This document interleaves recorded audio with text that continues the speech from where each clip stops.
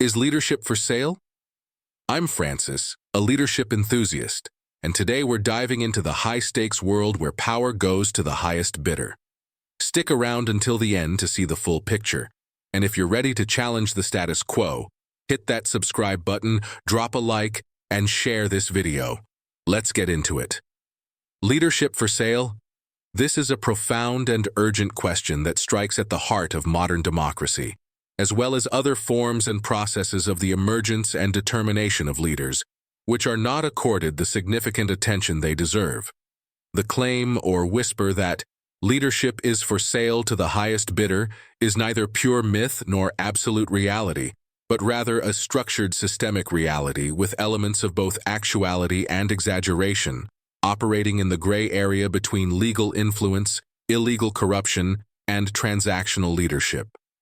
The concept of leadership being for sale highlights a recurring relationship between power and transactional exchange, historically transitioning from conditional moral authority to loyalty-based exchanges and, finally, to the commodification of positions in more modern states.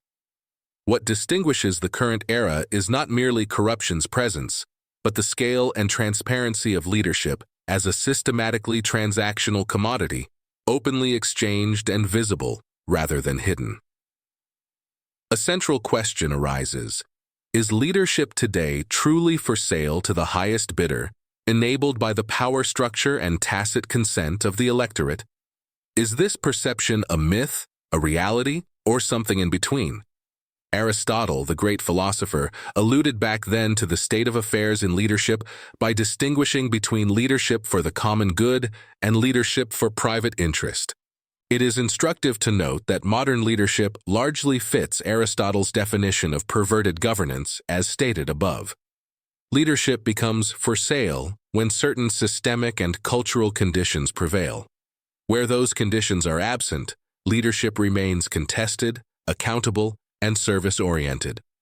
The shift from leadership as earned trust to a commodity for sale is a gradual historical development closely tied to capitalism and the professionalization of politics, and central to understanding leadership's contemporary transactional nature. Let's dissect it systematically. Leadership has never been fully immune from corruption or purchase. In modern history, there was a shift. Leadership moved from being earned through trust, service, and moral authority to being acquired through venality, patronage, and transactional politics. That shift has clear historical roots. In most pre-modern societies, leadership legitimacy rested on moral authority, service, lineage responsibility, and communal consent, even when power was hereditary. African traditional systems, kings, chiefs, and councils ruled through customary law, moral standing, and service to the people. Leaders who lost legitimacy could be deposed, for example, among the Yoruba, Igbo, Akan. Classical Greece and Rome, early republic. Leadership was tied to civic virtue, arete, virtus, public service, and sacrifice for the common good. During the 3rd to 5th century, the first major breach was in the late Roman Empire, where offices became commodities. Paradoxically, the shift toward selling public offices, known as venality, was not a sudden change but a strategic response to the state's financial needs. In the post-colonial era, political marketplaces in many developing nations like Nigeria and East Asia, where universal suffrage was introduced, were political marketplaces, where loyalty was sold to the highest bidder. From the 1990s onward, the greater part of the globe was engulfed by leadership crises across various regions, characterized by leaders struggling to capture state power for personal gain rather than public service. The sale is rarely a crude bribe for a direct favor. Instead, it is a sophisticated system of legal financial influence that creates obligations, access, and policy alignment. Campaign financing, large donations from corporations, PACs, political action committees, and wealthy individuals fund election campaigns. This creates a debt of gratitude and access. The donor doesn't buy a specific vote. They buy a hearing, a relationship, and a general alignment of interests. The revolving door. Politicians and senior regulators leave office to become highly paid lobbyists or board members for industries they once oversaw. This creates an incentive to regulate gently while in office to secure a lucrative future payday. Example, a defense secretary joining a major weapons contractor's board. Lobbying expenditure. In the U.S. alone, lobbying is a multi-billion-dollar industry. It funds armies of experts who draft legislation, wine and dine lawmakers, and provide talking points that become law. The best-funded interests have the loudest, most persistent voice. Media ownership and narrative control. Wealthy individuals and corporations own major media outlets. They can shape public perception, promote favorable leaders, and destroy others through selective coverage, effectively setting the agenda for the tacit consent of the electorate. Think tanks and grassroots astroturfing. Wealthy donors fund think tanks that produce ideologically aligned research, which is then cited as objective truth. They also fund fake grassroots movements, astroturfing, to create public pressure for policies that benefit them. The tacit consent of the electorate. How do voters enable this? The most critical element of this system is the electorate's passive or resigned consent, gained through several mechanisms rather than enthusiastic support.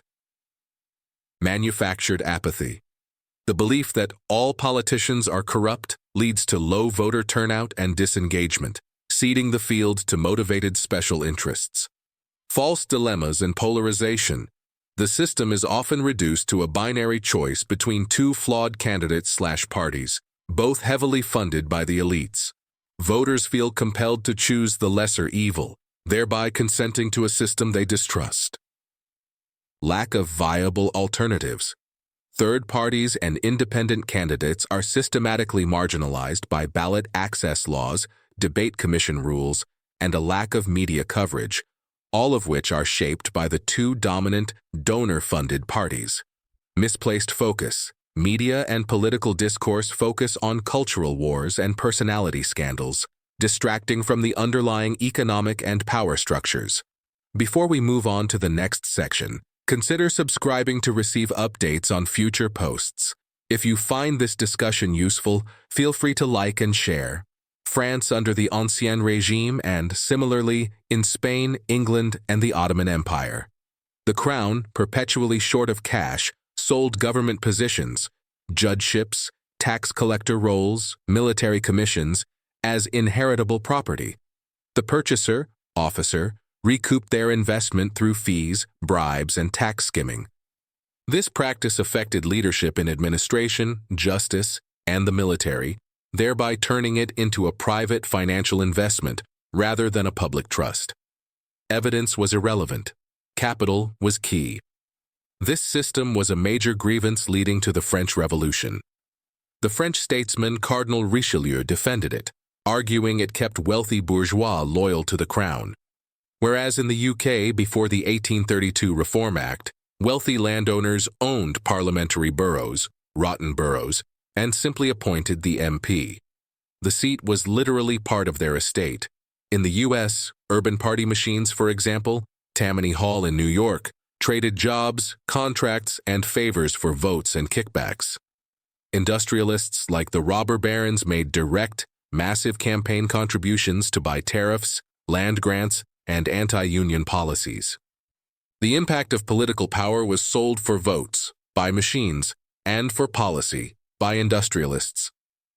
The Pendleton Act, 1883, in the U.S., creating a civil service, was a direct reaction to this, attempting to separate public service from private purchase. Post-WWIIUSA, the formalization of the military-industrial complex. President Eisenhower's 1961 farewell warning explicitly noted the potential for the disastrous rise of misplaced power as defense contractors funded political campaigns to secure contracts. 1970s onward, the creation of political action committees, PACs, and later super PACs institutionalized corporate and union money in politics. The 1976 Buckley v. Valeo Supreme Court ruling equated money with political speech. 2010 Citizens United versus FEC, the pivotal modern moment. By removing limits on independent corporate/union election spending, the U.S. Supreme Court fully legitimized the idea that financial power could be directly translated into political influence, asserting that such spending does not give rise to corruption or the appearance of corruption. This is the legal cornerstone of the modern leadership for sale system in the U.S., which has been emulated and adapted globally. The post-Soviet Russia, 1990s, saw modern offshore finance reveal kleptocracies and public office as the primary means of accumulating private wealth. Leaders and oligarchs form a symbiotic nexus to loot the state, using anonymous shell companies and Western financial hubs, London, New York, Cyprus, to launder and secure the proceeds. Again, this exposed that leadership is not just influenced by money. The possession of leadership power is itself the business model. This represents the complete fusion of political authority and private wealth accumulation. The venality of offices and leadership was always scandalous. Today's campaign finance systems are legally protected, making the transaction seem legitimate, even democratic. The myth of the statesman. We romanticize figures like Cincinnatus, who left his farm to serve Rome and then returned, or George Washington, who refused a crown, as ideals of disinterested service, contrasting them with the modern career politician dependent on donors. Or better still, could the idea or theory of venality in the emergence of leadership be a mere myth still, without empirical evidence in today's world? It need not be overflogged that elites are not a unified bloc. Tech versus oil, Wall Street versus Main Street, they compete, creating political openings. This competition sometimes leads to progressive legislation, for example, antitrust and environmental laws, when public outrage aligns with one elite faction's interests against another. It underestimates public backlash. When the sale becomes too blatant or harmful, it can trigger massive electoral revolts, populist movements from left and right, whistleblowing, and judicial intervention. The consent can be withdrawn violently at the ballot box. It ignores genuine ideology and public service. A handful of leaders enter politics with sincere convictions. While the system pressures them, not all are wholly reducible to purchased mannequins. Figures like Bernie Sanders, US, or Jeremy Corbyn, UK, built platforms explicitly against this system, proving that alternative funding, small donations, and messaging are feasible. It's legally distinct from bribery. The sophisticated system is designed to stay within, often self-written, legal boundaries. The line between constituent representation and corruption is deliberately blurred, but a direct quid pro quo cash-for-vote arrangement remains illegal and is prosecuted.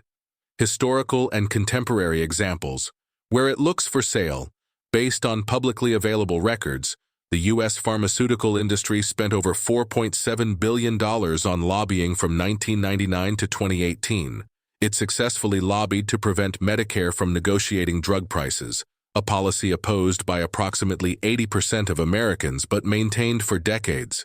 The Citizens United ruling, 2010.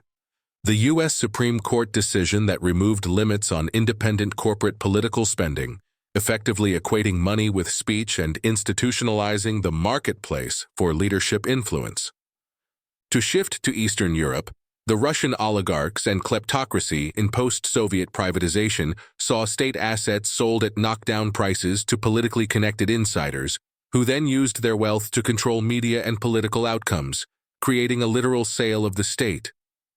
In many societies, notably in parts of Africa, Latin America, and Asia, immediate survival needs override long-term governance considerations, where votes are exchanged for cash, food, or favors, not ideology or competence. Therefore, under economic pressure, the electorate participates in transactional politics. It is noteworthy that even in a democracy, leaders may choose to weaponize scarcity, which can snowball into oligarchy, and oligarchy can degenerate into tyranny because they hold the aces. This is feasible when societies allow power to replace principle, money to replace merit, and survival to replace vision. Leadership for sale is a sign of moral decay at the top and civic decay at the base. These scenarios are further made possible by weak institutions and strong individuals, thereby making laws negotiable while accountability and probity are selective. When this thrives, information asymmetry and media manipulation become the order of the day for misinformation, propaganda, narrative control, and identity politics, distorting voter choice. In Nigeria, Africa, and some related climes, anti-graft agency operatives often work with a blurry, distorted allegiance between patriotism to the state and its institutions and loyalty to an individual in power, to the extent that there exists a palpable political witch hunt sandwiched between justifiable legal prosecution of erring individuals or corporations, where the sale was rejected. Conversely, however, New Zealand's electoral finance laws provide strict limits on campaign spending and donations, with significant public funding reducing the ability to buy influence. Similarly, the Scandinavian models epitomize high transparency, strong public media, and consensus-based politics, which dilute the power of any single financial interest. Anti-corruption movements.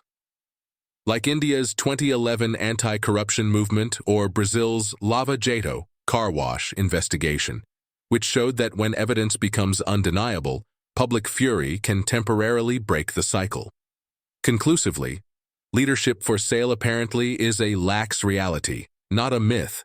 The conspiracy is real in its outcomes, but subtle in its mechanisms. It is a soft sale. Leadership is not auctioned like a Rembrandt. It is systemically skewed towards those with capital, who fund the persuasive infrastructure, campaigns, media, lobbying, that shapes both the candidates available and the electorate's tacit consent. The electorate's consent is not a choice between good and evil, but a constrained choice within a framework built by capital. We consent by participating in a game whose rules are written by the powerful. It is partly a reality, partly a distortion, and largely a reflection of how modern political, economic, and social systems operate. The truth lies in a nuanced middle ground. The question of whether leadership for sale is a structured reality, not a baseless myth.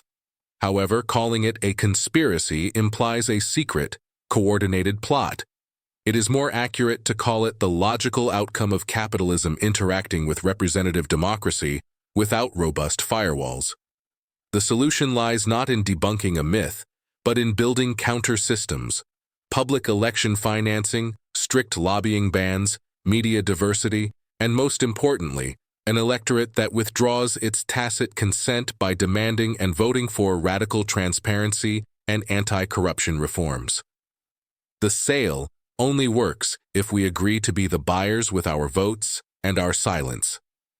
Leadership is not inherently for sale, but in systems where poverty, weak institutions, monetized politics, and compromised civic consciousness coexist, leadership behaves like a commodity. This makes the trade fester and become institutionalized.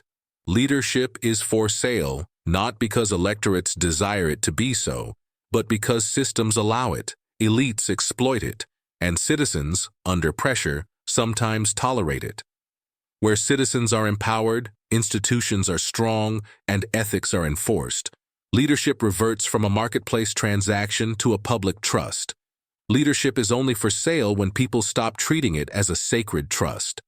The future of Nigeria, Africa, and the world at large depends on whether leadership is reclaimed as moral stewardship or surrendered permanently to market forces. That choice lies not only with leaders, but with institutions, citizens, and conscience. To gravitate away from venal, corrupt leadership requires a multifaceted approach that combines institutional deterrence, technological transparency, and active civic engagement. Addressing venal leadership requires more than moral exhortation. History shows that only empirically grounded, institutionally enforced, and culturally internalized reforms have reversed the commodification of power. The problem of venal leadership, the systemic sale or corruption of leadership for private gain, is one of humanity's oldest and most resilient political pathologies. To sift the wheat from the chaff, it has become imperative to douse and reduce the allure of politics, governance, leadership, and official positions to the barest minimum across every spectrum of human endeavor in Nigeria, Africa, and the world over. We wonder a handful of them are ready to commit heinous crimes of varying degrees to get to positions and perpetuate themselves there.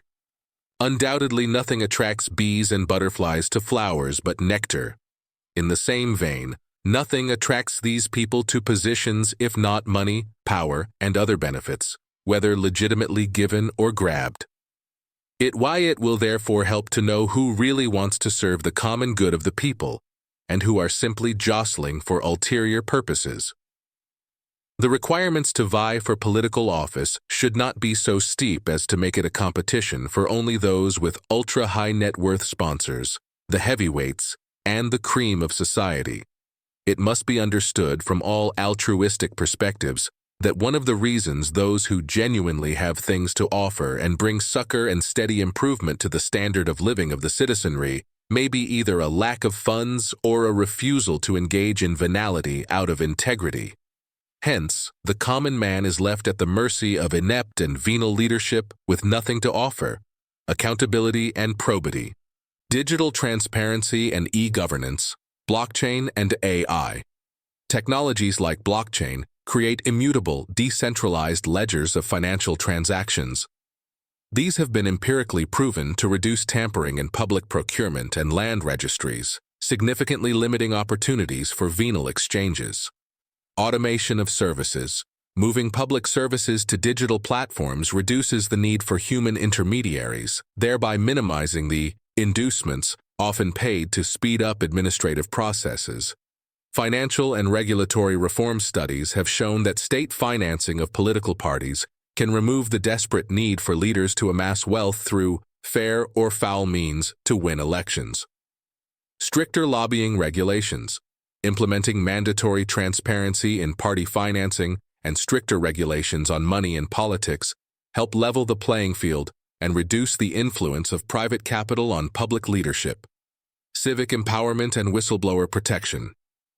Whistleblower frameworks that sufficiently protect those who expose leadership malpractice with job security are essential for disabling despotic or venal power. Removing immunity from prosecution and reducing term limits will strategically enhance leaders' and office holders' accountability and probity. Removing immunity from prosecution. Immunity currently protects top executive officials, such as presidents and governors, from civil and criminal proceedings during their tenure, ensuring they can focus on governance without legal distractions, but this legal shield has been abused by all and sundries.